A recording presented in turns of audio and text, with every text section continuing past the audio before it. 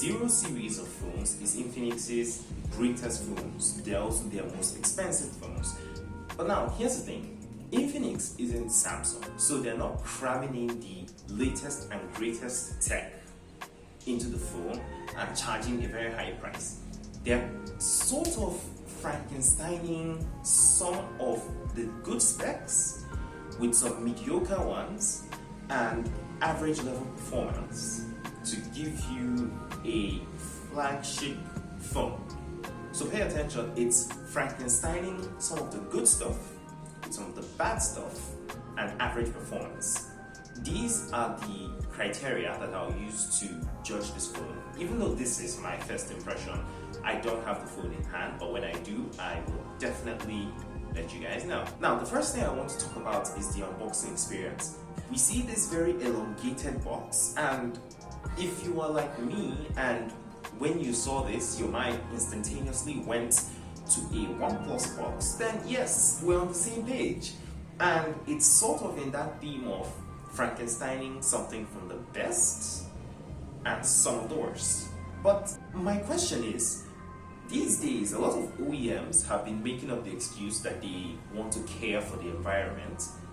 So if you're going to give us a huge box like this that isn't really stuffed with anything other than the usual things that we get in the normal compact box, is there a need? I don't really think this was necessary. I think maybe they were doing it just so that you feel more premium. And actually you do, because this box is quite unusual, at least in these parts of the world. So yeah, I will not give them a hard pass. So now, on to the actual phone itself. I don't want to talk about the performance first this time around. So because of that, I'm going to start off in the typical review fashion, which is the design. But before the design, let me get the specs out of the way. Now, it comes with a 6.67-inch 120Hz 1080p AMOLED display that comes with a 240Hz touch response rate. It comes with a 4500 mAh battery with 45 watts charger, which is included in the box. We have a MediaTek Helio G95. It starts with 128 gigs of UFS 2.2 storage and 8 gigs of RAM. It has a 108 megapixel main camera, an 8 megapixel telephoto, and an 8 megapixel ultra wide camera. So now, if you read these specs, you know that I'm talking about the Infinix Zero X Pro. I'm not going to talk about the X. I think I'll make a separate video for that.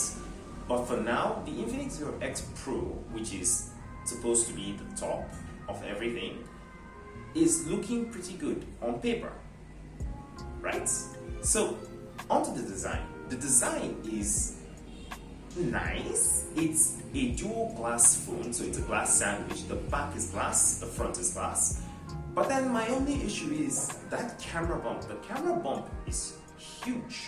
I'm not going to lie, I actually was scared when I saw that. It looks very intimidating. It reminds me of the Samsung Galaxy S20's camera square, even though it's far less ugly than that one. I don't know how practical this would be using this on a flat surface, which is what I do most of the time. We'll have to wait till we get it in hand and then we'll know. Aside from that little nitpick I have, every other thing about the design is generally fine. Like, I love the fact that they still kept the headphone jack in place. I love the fact that they were able to cram a front-facing flash into the bezel. Like, I am happy that Infinix is actually doing some good stuff. And these are things that you see from the high end. And also some of Infinix's testing in some of their devices. So I'm generally very happy with this. The next thing to talk about is always the display. So I've already called out the specs of the display. It's a 120Hz AMOLED display with a 240Hz touch sampling rate. This should be a first from Infinix, and of course it is a flagship. So having 120Hz with 240Hz touch response is awesome, especially for a gamer, which is what I am. So this will be very, very welcome. And then added to that, you now have an under-display fingerprint reader. Now, I know there are some people who are going to say that the under-display fingerprint sensor is useless. I have a video coming up that will talk about all of these new innovations that we've been getting recently. make sure you're subscribed so you don't miss out on that. But then for now, I'm fine with this. This is a premium phone and you're supposed to get premium stuff. Even if some people can make an argument that if the tech isn't ready, don't add it, give us something that's tried and true.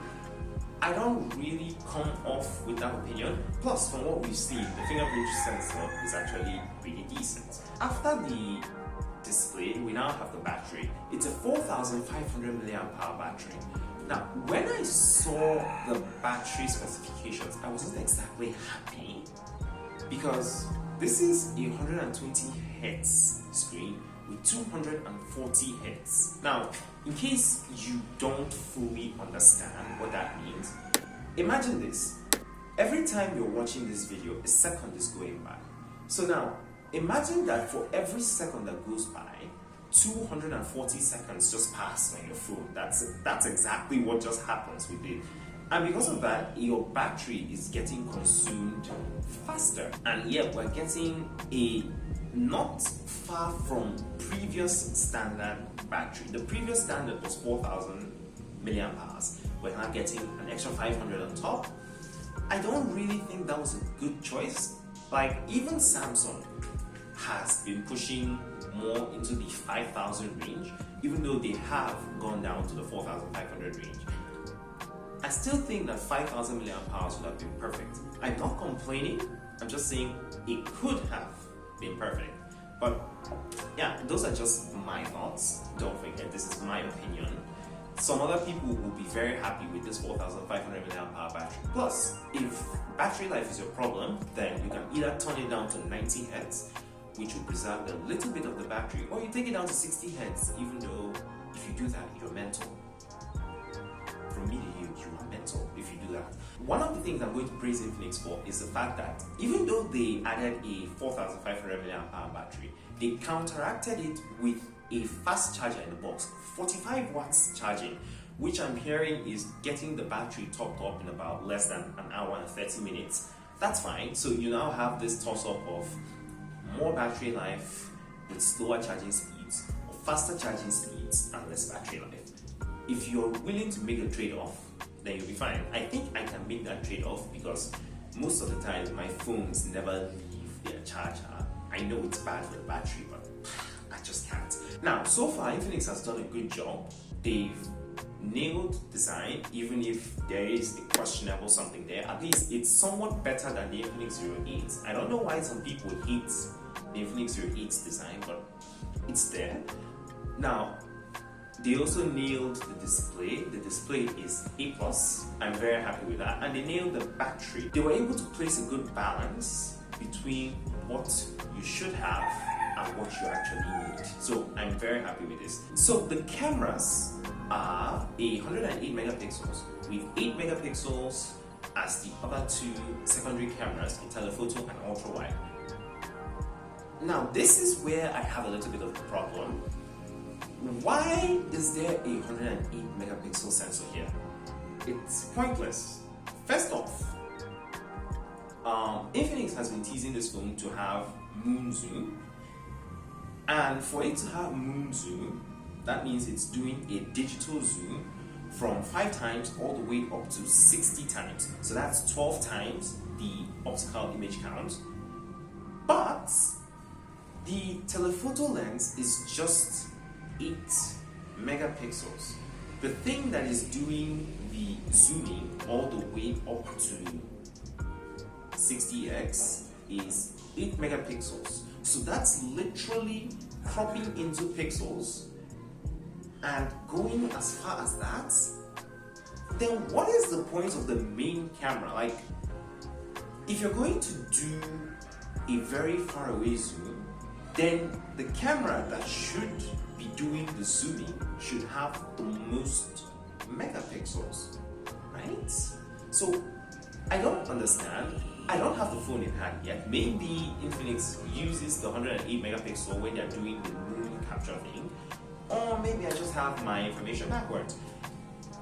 I do not know, but I don't think this is useful here. Like, you could have just given us a 64 megapixel camera and doubled the count of the telephoto lens to something like 16 megapixels. which makes it a little bit more reliable in a zooming situation. These are my thoughts, do not forget.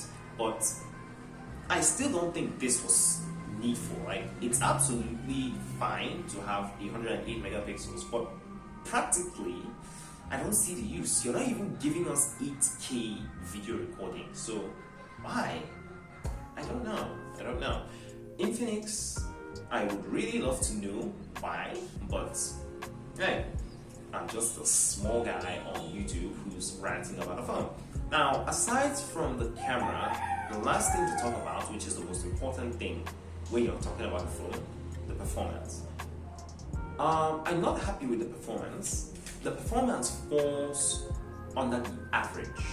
It's a MediaTek Helio G95, and that's a chip from last year.